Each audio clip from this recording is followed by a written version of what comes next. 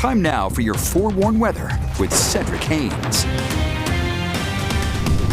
Good Tuesday morning, Utah. Of course, I want to get you updated on our forecast, but we've got to start off here in the tropics as we continue to keep an eye on major Hurricane Melissa. This thing is a Category 5 still. When you went to bed last night, the thing actually strengthened a little bit more. We've got sustained winds of 175 miles per hour, but we've seen wind gusts well over 200 miles per hour overnight. Think about that. Over 200 mile per hour wind gusts, and this thing is making its way towards land. In fact, here's Jamaica right now, and you can see overnight it finally made that northeasterly turn and is now on approach to the island here and will be making landfall probably later this morning here. And again, as you can see, here's Kingston. That's on the eastern side of the island. Here is where the core of the storm is heading towards the western side of the island. Now, here's the deal. The wind field with this thing is fairly massive out there. So everybody's shaded in this orange color all around the island, already experiencing those tropical storm force winds. The major hurricane winds, though, upwards to about 30 miles away from the center is right here in the red or the maroon shade.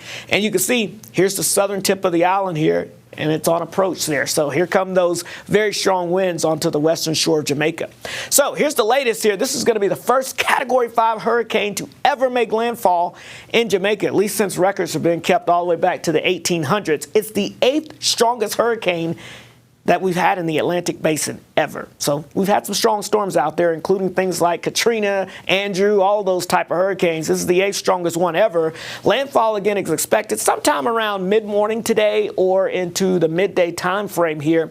And again, the worst impacts look to be targeting the western part of the island. I guess that's kind of good news if you're thinking about Kingston and that area off towards the east, but of course the western areas, not so great news.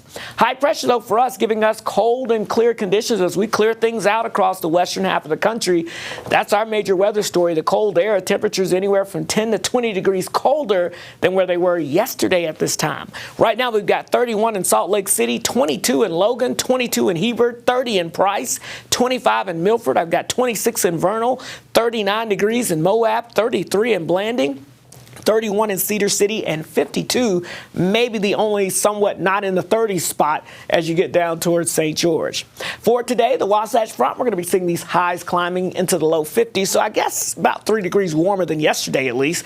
But it's going to be a cold start out there. Hazy sunshine expected with that inversion layer. It may not be as thick today. It'll probably be more so as we go into tomorrow, but you'll start to notice it today. Low 70s in southwest Utah. Sunshine a bit cooler than yesterday, believe it or not.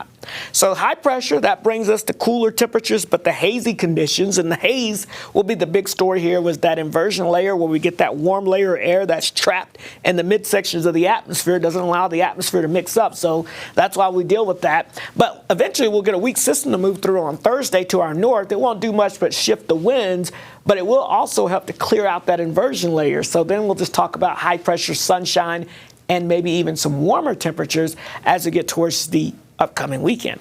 All right, St. George, I've got you in the low 70s today with that sunshine, mid 70s on Wednesday, mid to upper 70s Thursday, and look at Halloween right now. Looking pretty nice with lots of sunshine, temperatures in the upper 70s near 80. If we don't hit it on Halloween, we'll likely hit the low 80s over the weekend with lots of sunshine expected. As we look at the Wasatch Front, we've got mid to upper 50s in the forecast here the next few days, so below average with that inversion. Hazy sunshine expected. It may actually be a little warmer the higher up you go in elevation over the next few days with that inversion.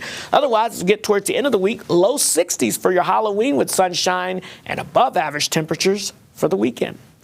All right, let's get a check on your traffic this morning. As you head out the door here, we're looking at some pretty good conditions here as traffic is moving along this morning with no major backups or slowdowns showing up as of yet, which is always good news. So whether you're traveling in the valleys or in the mountains, looks like traffic is going to be flowing okay this morning.